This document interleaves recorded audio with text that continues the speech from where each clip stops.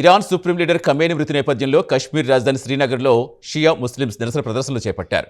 ఒక చేత్తో ఖమేనీ చిత్రపటాలు, మరో చేత్తో నల్ల జెండాలు ధరించి నిరసన ప్రదర్శనలు చేపట్టారు. అలాగే ఇజ్రాయెల్, అమెరికా దేశాలకు వ్యతిరేకంగా పెద్ద ఎత్తున నినాదాలు చేశారు. ఇదిలా ఉంటే పూంచ్ జిల్లాలో నియంత్రణ రేఖ వద్ద చొరబాటుకు డ్రోన్లు ప్రయత్నించాయి. దీంతో డ్రోన్లపైకి భద్రతా బలగాలు కాల్పులు జరిపాయి. ఈ నేపథ్యంలో సదరు డ్రోన్లు వచ్చిన దారి వెంటే వెళ్లిపోయాయి.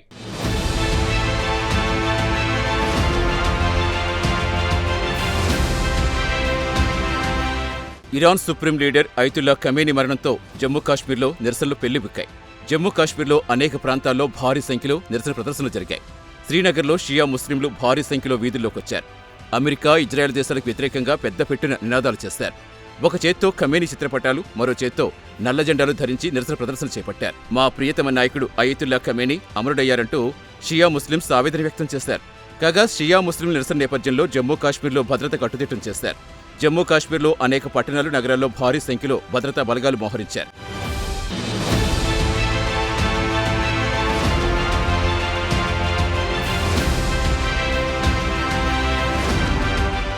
కాగా ఇజ్రాయెల్తో యుద్ధం నేపథ్యంలో ఇరాన్ సుప్రీం లీడర్ ఖమేనీ మరణించిన సంగతి తెలిసిందే. అయతుల్లా ఖమేనీ నివాస ప్రాంగణంపై ఇజ్రాయెల్ దళాలు 30 శక్తివంతమైన బాంబులు ప్రయోగించింది. ఈ బాంబుల దాడుల కారణంగా ఖమేనీ చనిపోయారు.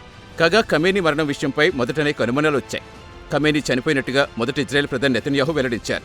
అయితే ఇరాన్ సైనికుల పాటువన్నీ నైతికంగా దెబ్బతీసేందుకే నెతన్యాహు ఇలాంటి అసత్య ప్రచారం చేస్తున్నారనే అనుమానాలు వచ్చాయి. చివరకు ఖమేనీ మరణం ఇరాన్ ధృవీకరించింది. ఇరాన్ ప్రభుత్వ టీవీ అధికారికంగా ఖమేనీ మరణ వార్త ప్రసారం చేస్తుంది.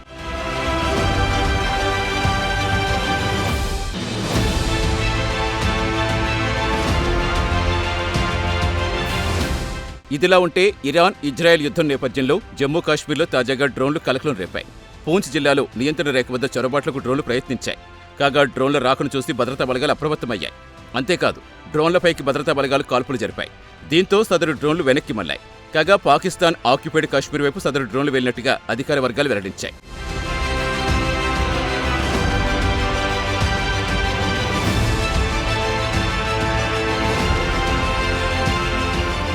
ఇదిలా ఉంటే ఉదయం 6 గంటల ప్రాంతంలో జమ్మూ కాశ్మీర్ వైపు కొన్ని వైమానిక కదలికలు అధికారులు గుర్తించారు. ఆ సమయంలో దాదాపు 3 చిన్న క్వాడ్ కాప్టర్లు భారత గగనతలంలో ప్రవేశించేందుకు ప్రయత్నించాయని అధికార వర్గాలు వెల్లడించాయి. కాగా ఈ పరిస్థితిని కింద ఉన్న గ్రౌండ్ యూనిట్లు గమనించాయి. వెంటనే గ్రౌండ్ యూనిట్లు అప్రమత్తమయ్యాయి. ఇందులో భాగంగా కౌంటర్ డ్రోన్ చర్యలు ప్రారంభించాయి. దీంతో భారత్ గగనతలంలో ప్రవేశించకుండా సదరు డ్రోన్లు వచ్చిన దారి వెంటే వెళ్లిపోయాయని అధికారులు తెలిపారు. ఇదిలా ఉంటే యుద్ధక్షేత్రంలో తలపడుతున్న ఇరాన్, ఇజ్రాయెల్ రెండూ భారత్కు సన్నిహిత దేశాలే. ఇరాన్తో భారత్కు ప్రత్యేక అనుబంధం ఉంది. ఇరాన్లో చాబహార్ పోర్టుకు భారత్తో అనుబంధం ఉంది. మధ్య ఆసియా దేశాలతో వాణిజ్యం జరిపేందుకే భారత్కు సదరు చాబహార్ పోర్టు ప్రధాన మార్గంగా ఉపయోగించబడుతుంది. కాగా ఈ పోర్టు అభివృద్ధి నిర్వహణలో భారత్దే కీలక పాత్ర. కాగా Kazakhstan, Kyrgyz republic, Turkmenistan, Uzbekistan వంటి అనేక దేశాలకు చాబహార్ పోర్టు నుంచే భారత్ సరుకులు రవాణా చేయొచ్చు. అంతేకాదు, పాకిస్తాన్తో సంబంధం లేకుండా ఆఫ్ఘనిస్తాన్కు భారత్ అందించే ఆహార ధాన్యాలు కూడా ఇక్కడి నుంచే సరఫరా చేస్తారు. కాగా చాబహార్ ఓడరేవులో 10 ఏళ్ల పాటు టెర్మినల్ నిర్వహణ కోసం 2024లో భారత్, ఇరాన్ మధ్య ఒక ఒప్పందం కూడా కుదిరింది.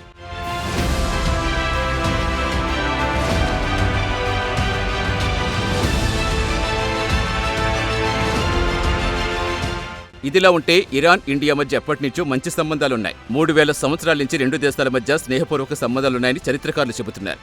భారతదేశ తాత్విక గ్రంథాలు ఇరాన్ ప్రజలు ఆసక్తిగా చదువుతారనే విషయం అందరికీ తెలిసిందే.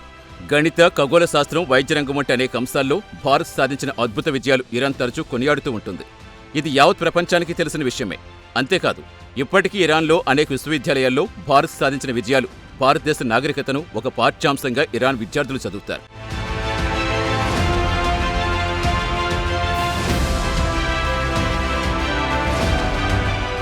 ఇదిలా ఉంటే భారత్కు ఒక నమ్మకమైన మిత్రదేశంగా ఇజ్రాయెల్ ఉంది. కాగా ప్రధాని మోదీ ఇజ్రాయెల్లో 2 రోజుల పాటు అధికారికంగా పర్యటించారు.